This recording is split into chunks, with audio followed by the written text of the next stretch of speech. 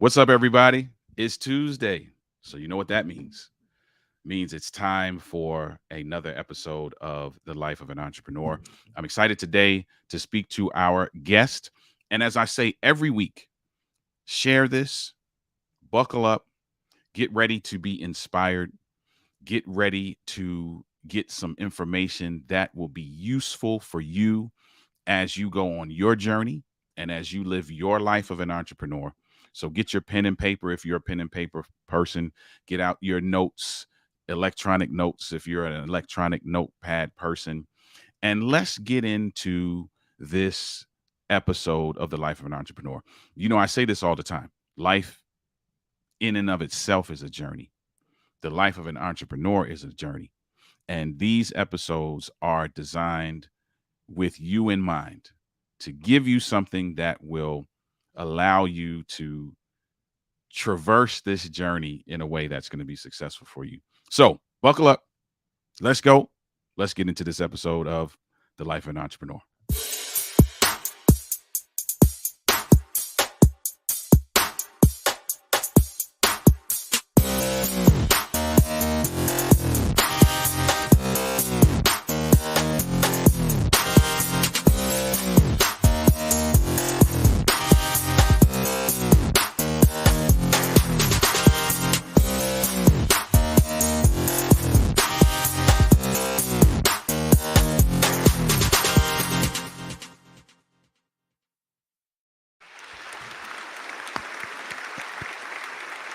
We are here. We are here. We are here.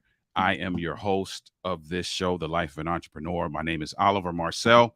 I am an author, speaker, and coach in the relationship building and men's enrichment spaces, with the goal being to do what's on my t shirt. My t shirt says 2020 before hindsight. It is my goal to get somebody in a place where they get some level of clarity on the front end before they do something that may throw off the trajectory of their life. There's so many things that I've learned in hindsight because of mistakes that I made, because of guidance maybe that I didn't have, because of exposure that I didn't have, and so many other things. And so it is my passion, my goal, my calling to provide clarity for someone on the front end. And I do that in a number of ways. Listen, by the way, this is my t-shirt and it comes in a couple different colors.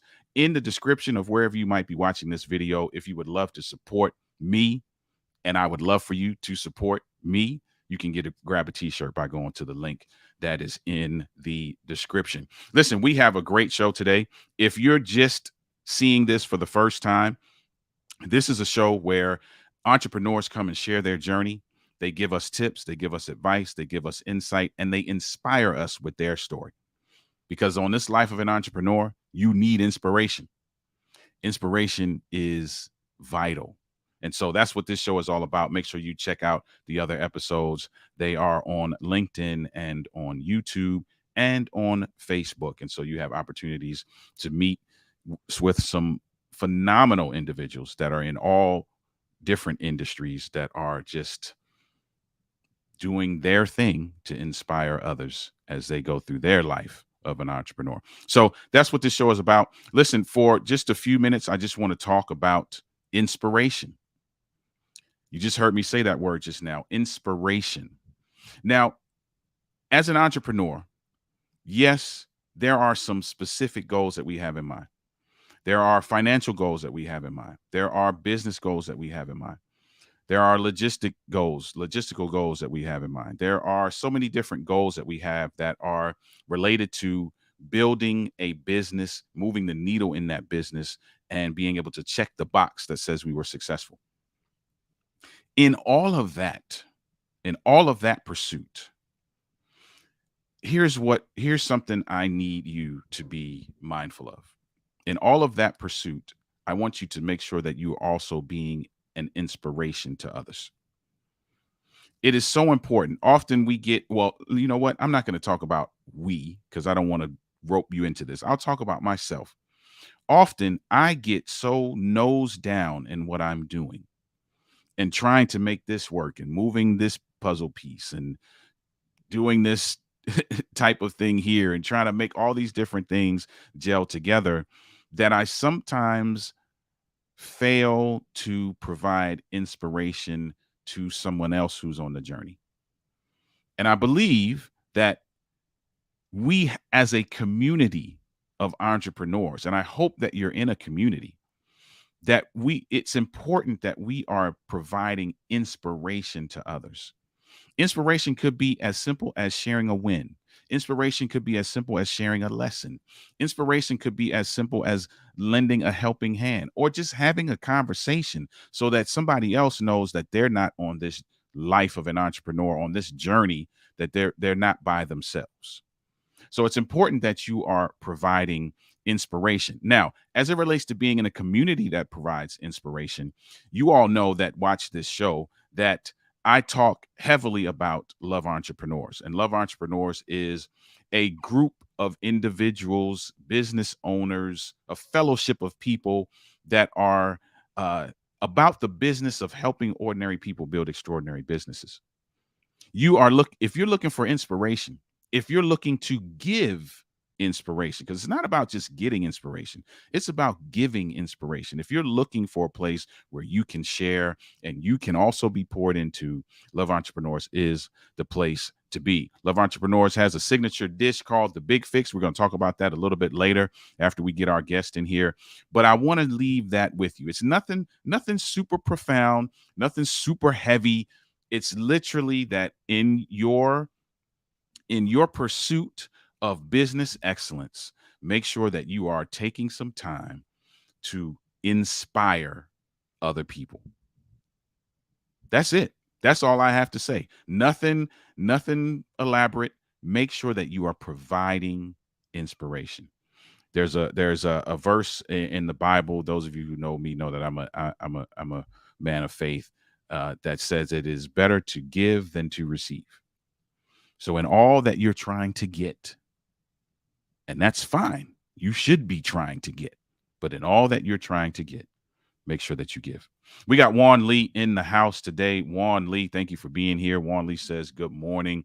Juan Lee was my guest on a previous episode. Make sure that you check that episode out as well. All right, listen, that's all. I'm not going to keep it long. I want to get this guy in. We got Simon Greene in the house. Simon Greene is an app developer, and you already know me. I'm a techie guy, or if you didn't know that, I am. So I'm really interested in hearing what Simon has to say. We got Barry Tate in the house all the way from Trinidad Tobago. He says truth. That's the truth, Barry. Listen, in all that we're trying to get, and it's okay. Like, don't let anybody make you feel bad for trying to get. But at the same time, as you're trying to build and you're trying to expand and you're trying to grow and you're trying to scale, be intentional about giving. And one thing that you can give that doesn't cost anything is inspiration. You can inspire the next person. And we're going to bring in Simon Greene to inspire us, to share some info with us about what he does. And we're just going to have a conversation on this life of an entrepreneur. Greetings from Trinidad and Tobago. All right, listen, without further ado, we're going to bring Simon Greene in, let him introduce himself, and we're going to get off to the races. All right, here we go.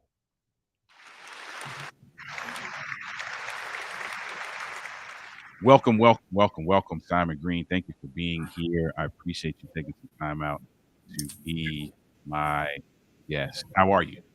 Thank you. Yeah, very good. Excellent. So listen, before we jump into the conversation, let everybody know who you are and what you do, and then we'll jump into the backstory. So I'm Simon Greene, based in Shropshire in the UK, and I'm primarily an app developer through a franchise through Easy Apps.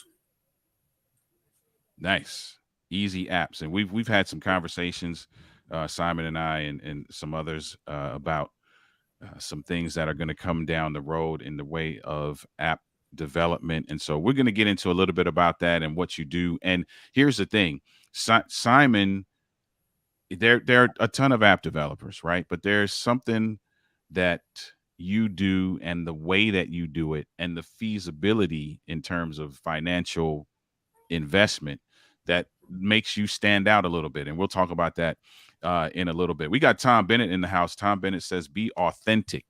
That's a good one. You must be authentic.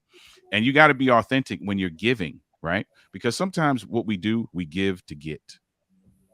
That's not being authentic. That's having an ulterior motive. So thank you, Tom, for being here. All right, Simon, I love to hear the backstory of entrepreneurs. What's the journey that led you to app developing? What's the journey that led you to the space where you are now? What's the backstory? So 30 years in transport.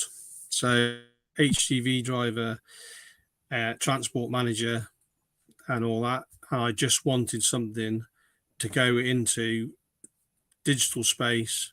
So it's out of my remit, really. That's why I bought the franchise for all the support and everything else, to go into something which gives me the flexibility outside of a 9 to 5 job. Wow. So So really, that's, you know, and that was a few years ago while I was working full time. Got made redundant 18 months ago. So this is when it turned into a full time role, and this is where this is where I'm at now. So got you. So after so after now becoming redundant, it opened the door now the opportunity for you to take what you were yeah, doing on the side and make it the main thing. yeah, That's interesting that's interesting because my stories, it wasn't that I was redundant, but I did do the same thing. I went from making my side thing the main thing. I went from it being the side thing to it being the main thing. And I listen, sometimes that's how it works for folks, right? So but in while you were doing that though, what was the were you always like doing the tech side of things even when you were driving? Like what introduced you to that tech space? no, no, not really. I was looking for a franchise to do various, and I looked at various shows and various options, and the apps came up, and I thought everyone loves an app. That's perfect. It's going into the future. You know, everyone is on their phone day in, day out, looking at apps, whether it's ordering food, whether it's on the bank, all these other different things. And I think the market is still there to, expand on, get into companies that don't even realize that an app can help them. I think that's maybe a long way down the line that, I think just everyone will have an app. Websites will sort of be a background. Not saying they'll go, but the app is so versatile, and everybody is, whether it's ordering off your phone, looking for information, everything's done through your phone. So the app just works brilliantly. Okay, and so that's an interesting take. So for those of you that are listening, there are different paths to finding where you fit, and for some people, it's birthed out of a situation that they found themselves in, or it may be birthed out of pain, or it may be birthed out of some kind of experience, right? But sometimes it's birthed out of you actually searching for where you can make your mark and searching for a place where you can fit in and you can provide something to the marketplace that's necessary. And it sounds like that's what you did. You were searching for something and you came across this and it's like, wait a minute, this is the future. Mm. And I want to be a part of contributing to something that's a part of the future. So I appreciate you saying that because that's something that I think everybody needs to know, right? If your passion isn't, you know, revealed to you by the sky opening up and a bright light and a big voice saying this is what you should do, it doesn't have to be that way, right? Sometimes it No, can no. be right. Sometimes it can just be you searching and doing research and looking at spaces where you know you can contribute in the best way, or that you can make a dent, or you see that the future is going to require something, and then you plug in. So I love that you said that. Thank you Yeah. for sharing that. So let's talk about the apps. Let's talk about the apps. So what kinds of apps are you providing to your clients? So I've got a school app which they love. So that's got curriculum on there. It's got the policies, procedures for all the things that they do in school, which is, a lot of information. So all the parents and everyone else have got that direct access to, can my kid can do this? Can they do this? Can they do, what everything is in the app. So that's a great thing. There's some e-learning in there, which we put in through COVID times. We run fundraising events for Christmas, Easter, summer, and that worked great with COVID, where the parents couldn't come. They could buy raffle tickets and stuff. But we put their carol service online through the app for Christmas, which worked great. So yeah, we've just redone it all. Actually, we taken it off one platform and put it on the new platform. So that's all done and dusted, and they've just got to get all the parents and children back on it now. So that's working brilliantly. I've got an engineering app, which is around vehicle checks, compliance, health and safety forms. They've also got policies, procedures, and that on there as well. And I've recently built one for a meat factory, which is for game, poultry, venison, deer, and stuff like that. So they have these shoots around the country, and the drivers go out, pick up the meat, the pheasants, and everything else from these shoots, and they fill in the forms on the app, which then brings them back. So they're GPS forms, so that when they go and pick it up from a certain customer, they put in the part of the customer's name. It'll come up with who the customer is, but also the GPS will say that's where they were, that's where they filled in the form, just so that they haven't put the wrong customer, because it's vital when that meat goes back into the factory and then goes back out again, that it's all traceable. So okay, so you have various industries that come to you Yeah. for these apps. Now, are these apps, like, for example, where I'm going on to the Apple App Store or the Google Play Store and I'm getting these apps there? Are these the So platforms the, that they're on? the school is, but the other two are PWAs. Okay, now explain what that is for those that don't know what that is. Yeah. So a native app goes on the stores, iPhone and Google Play, but they are very strict on what you're allowed. The pictures and the graphics need to be very good. They will reject it if things aren't spot on. They will not allow anything temporary. So I've just teamed up with a company potentially to do like events or weddings. So someone's getting married next year. You could build a PWA for them, so it had with the venue, wedding list, places to stay, schedule of the day. Now that wouldn't be allowed as a native app, because iOS would say that's going to be finished next year. Mm-hmm. It's a temporary app, so you wouldn't be allowed to do that. So that's the criteria.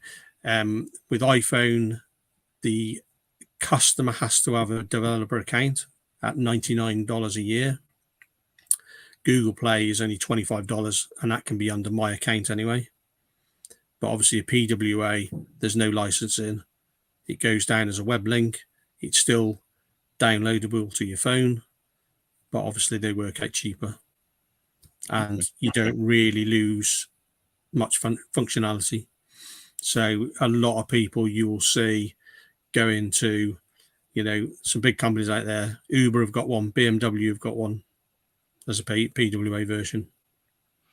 Interesting. So now, what does PWA stand for?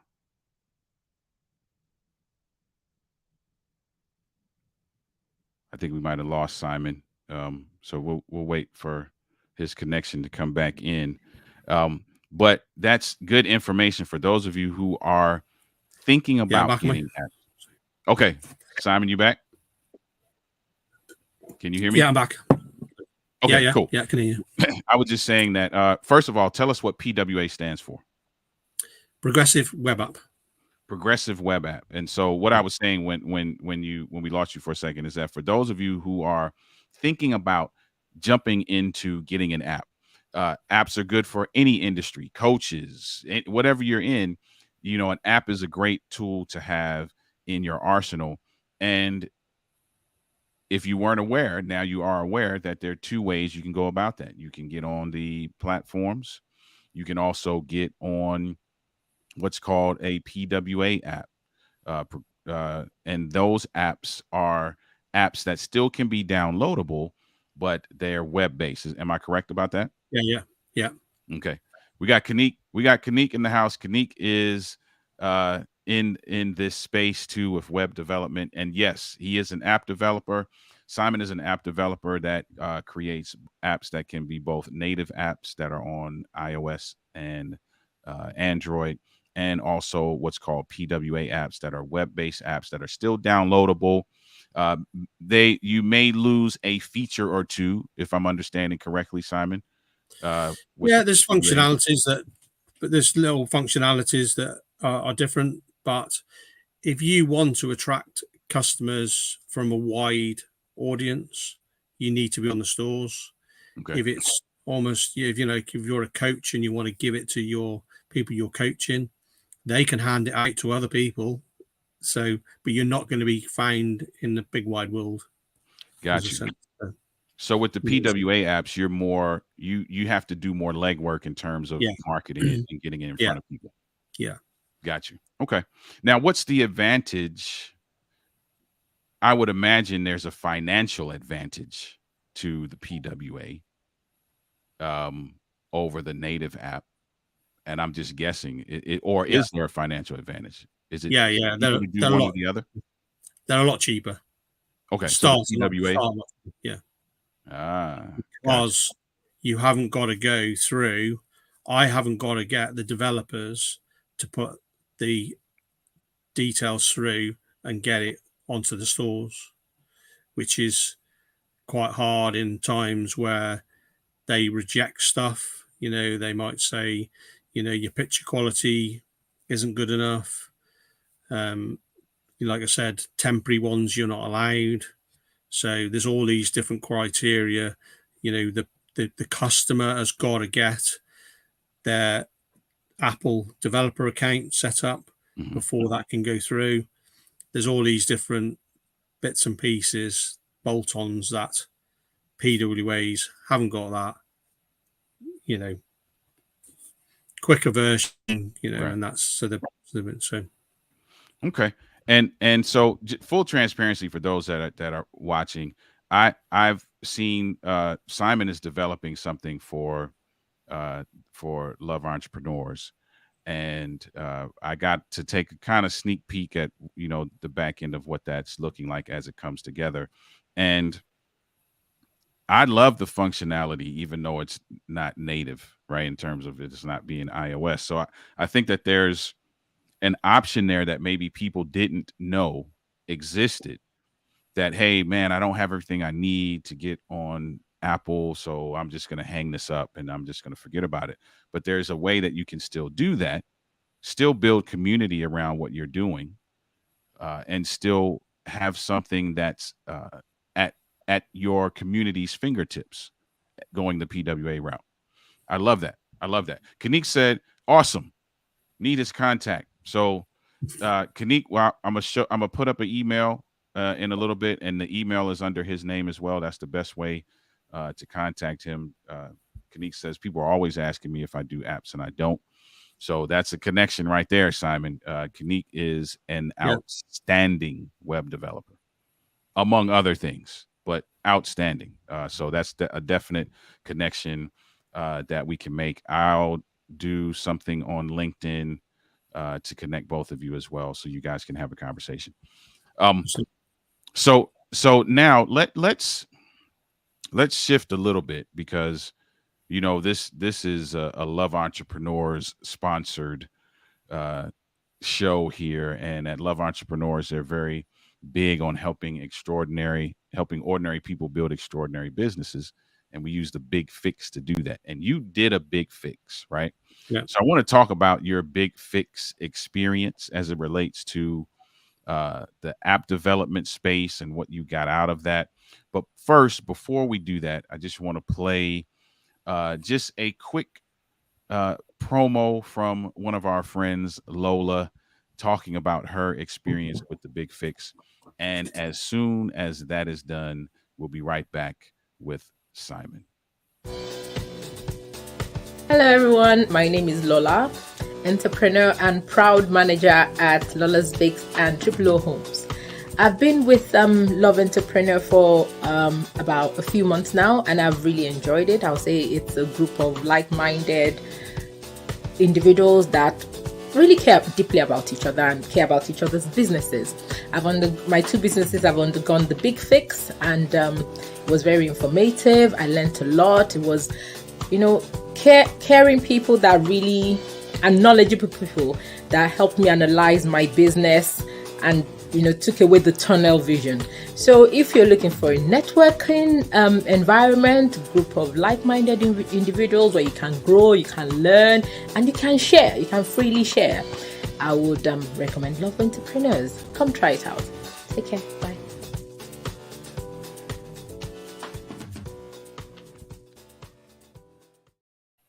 That was Lola talking about her experience with the Big Fix and what she got out of it.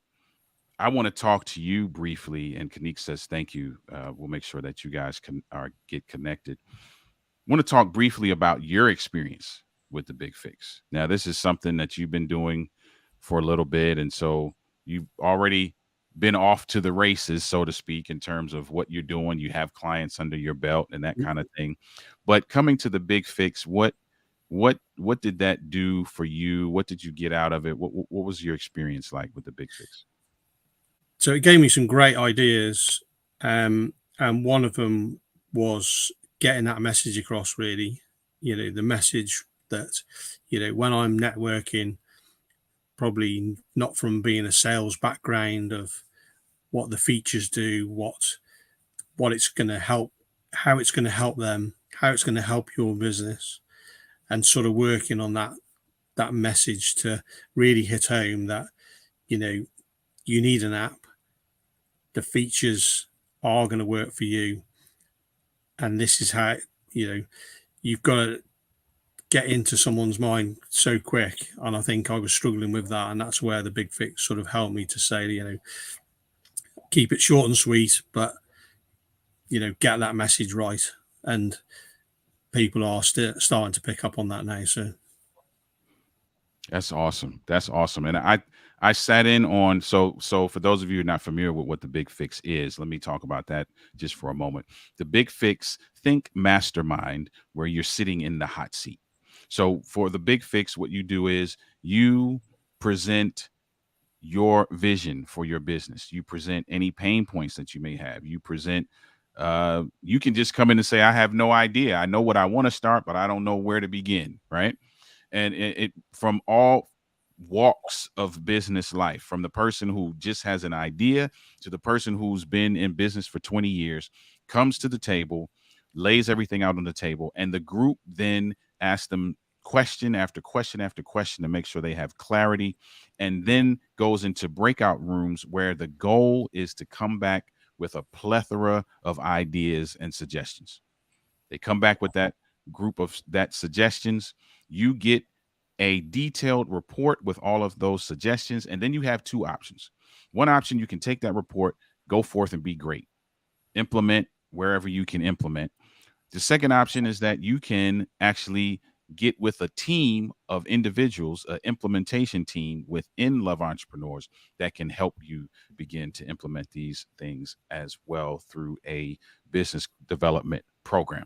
So that is the Big Fix, and it's awesome that you got that, and people were able to pour into you in terms of getting clarity behind how you put that business out there, how you get the word out there. Because listen, what you do is is good. I've been privileged to see some of what you are putting together, and it is good. Let me ask you this, because here's the question that everybody's going to ask, right? Or everybody's thinking but may not ask. What's the cost? Like, let's compare costs, like Apple stuff, Google stuff, heavy made developing apps, PWA apps. What are we looking at ballpark? So you're looking at £1,000 for a PWA starting off at, Okay. and then you'd be at least double for a Google and an iOS app. So that'd be, they both be in, they both be on both channels. So, but that's the, obviously you need your £99 developer account. But the crux of it is, PWA can be done so much quicker. And then you obviously iOS, if you want to go to a wide market, then you might need that.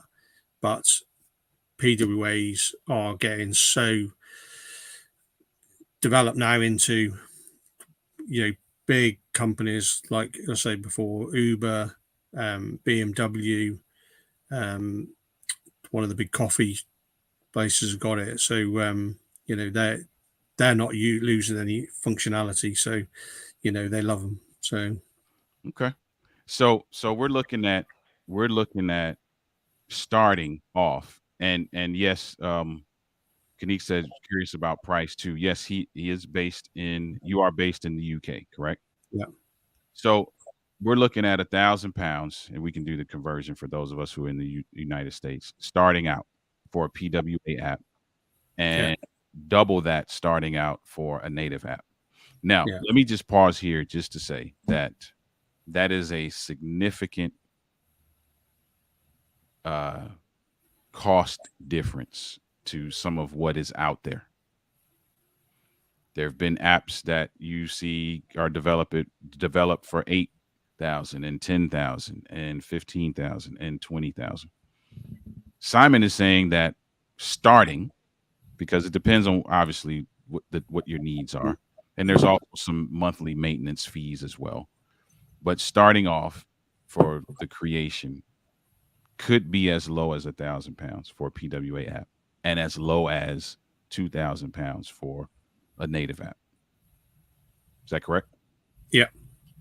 I think that's awesome. There's nothing else to say about that, because that is, like Kanik said, quite affordable. Now, this question is going to kind of put you on the spot. And I promised I wasn't going to put you on the spot before we got onto this, but I'm going to go back on that promise with a small on-the-spot question.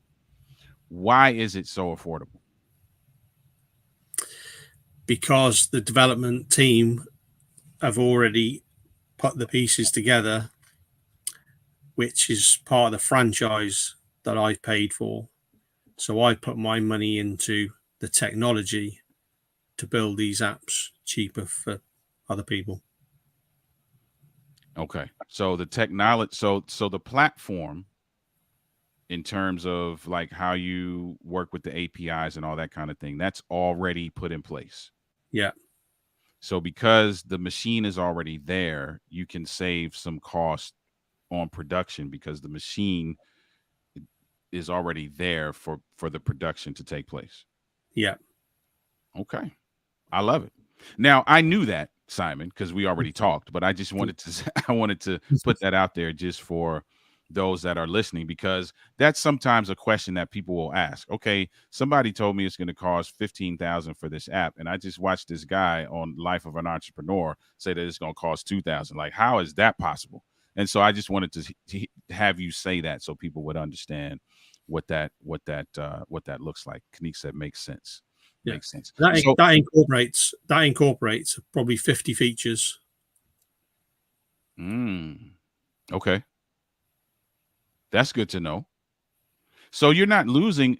So there's very little functionality you're losing if you go the PWA route, except for the fact that you're not visible in the App Store. Yeah. That's it. But if you've got a restaurant or a takeaway, you're not going to them. You want people who are walking past the street. That's it. So you don't need to be on the app stores or wherever, because you're not going to go to my local takeaway. Whereas if you're walking past and there's a QR code on there giving 20% off, then you're going to scan that QR code and get your discount and go in there and maybe go home and order it from there. So that's a good thing about the PWAs. I like it. Listen, we may, and we talked about this before, we may be collaborating on something at some point, because I'm thinking about what I do in the marriage enrichment and relationship building space, that I could see great use for something that would help build community, something that would allow me to put out some exclusive content, something that would allow me to send, push notifications and messages to the community straight away, and some different things that I could think of that would be beneficial to what I do. And all of those can be built into the apps that you create. So we'll be talking at some point about what we can put together. Good stuff. Listen, I appreciate that that you taking the time out. I got a question. So this is kind of it's not really a business. It is a business related question, but it's kind of a fun question. When you first got into this franchise and you started to begin to build apps, how did you celebrate, or did you celebrate getting your first client? I don't think I did really. I was very happy, but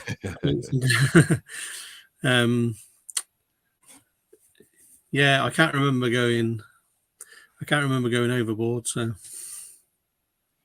just another day in the office, huh? Yeah. So, I'm always curious how people do that. Like, how do you celebrate, or do you celebrate your first client, or are you just so happy to now be working that you like, just let's get to work. We're not going to celebrate. We're just going to get to work.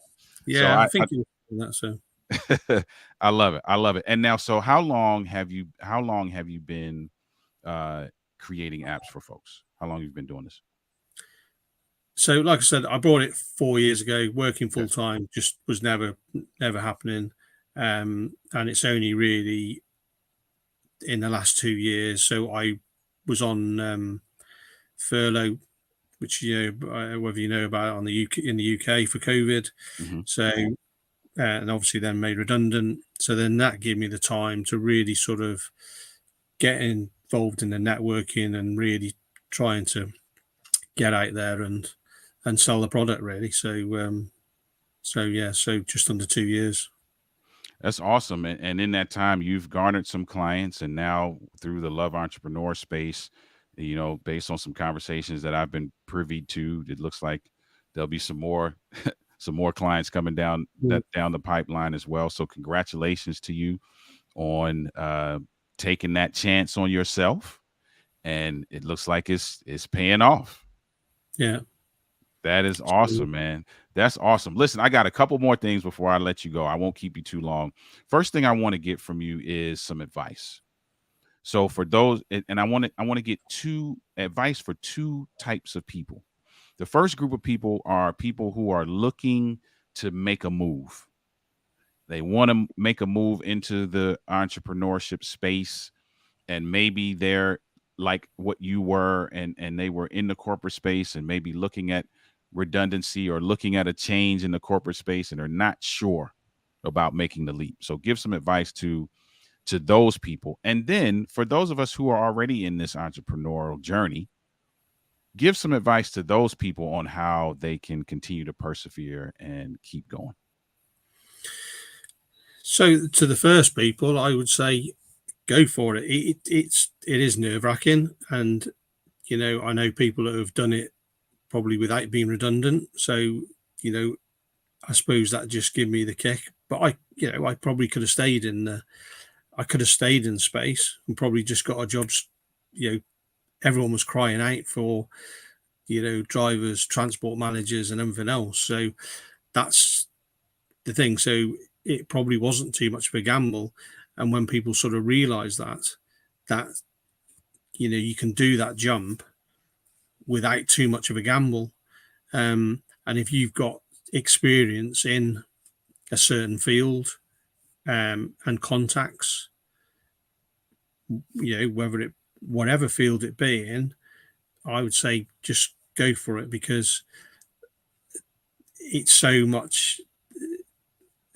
It's not easier. It's far from easy, but the flexibility of working suits me. So because I travel quite a bit because I work from a laptop, and that's why I love having time to be able to do that.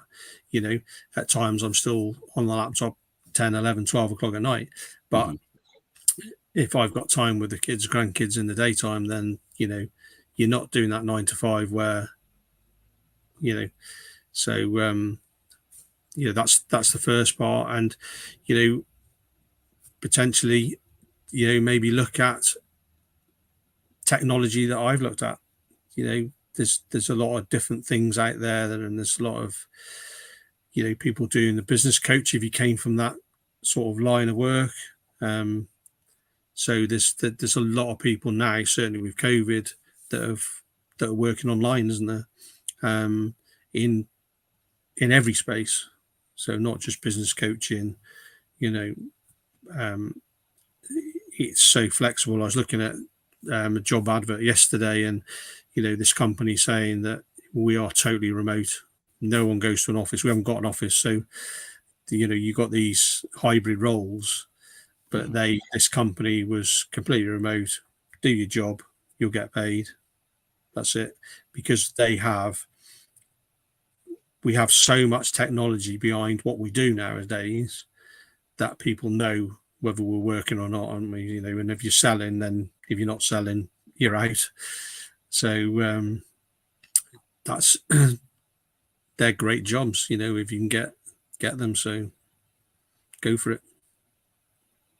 I love it. And then for those of us who already jumped, and we're looking to continue and persevere and strive and move the needle and scale, what's some advice for those folks?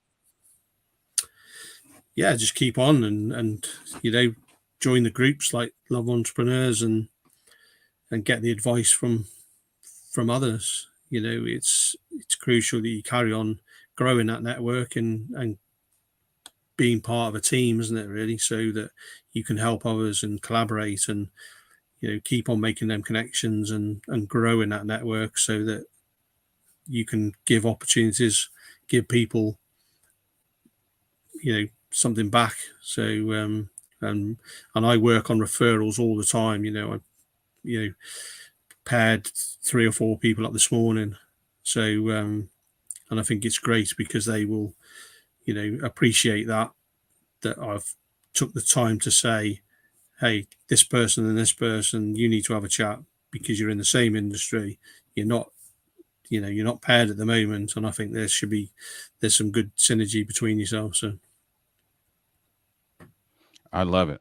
So for those of you who are on the fence, Simon says just go ahead and jump.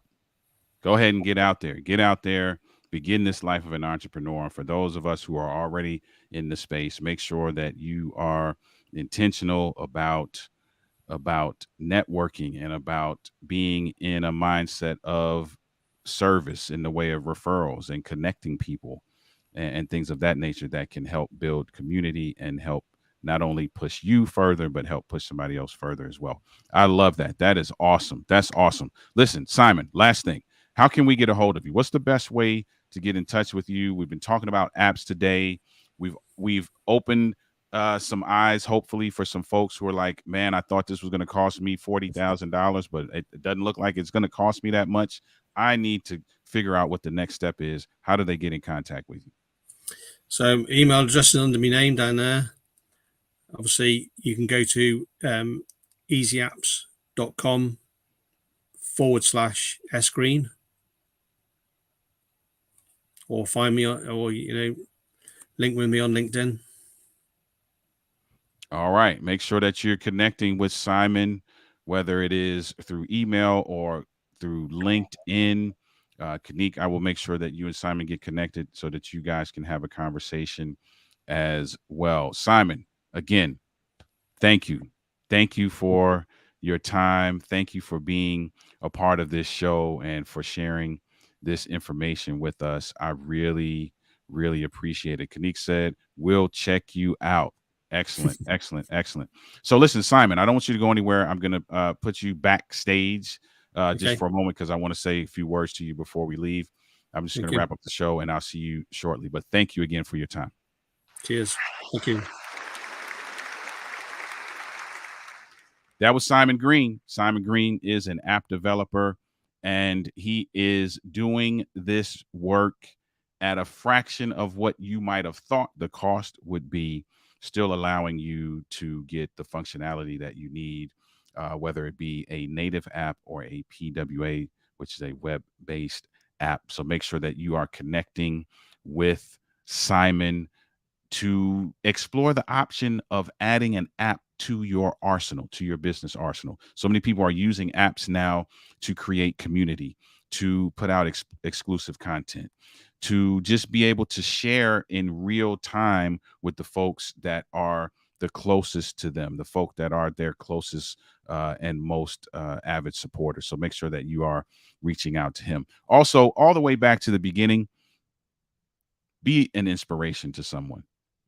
Listen, we're all trying to move the needle as entrepreneurs. We're all trying to get more business. We're all trying to grow and scale, but we also need to be intentional about providing inspiration to someone else. And inspiration can come in many forms. Could be as simple as a conversation all the way up to something major in the way of giving.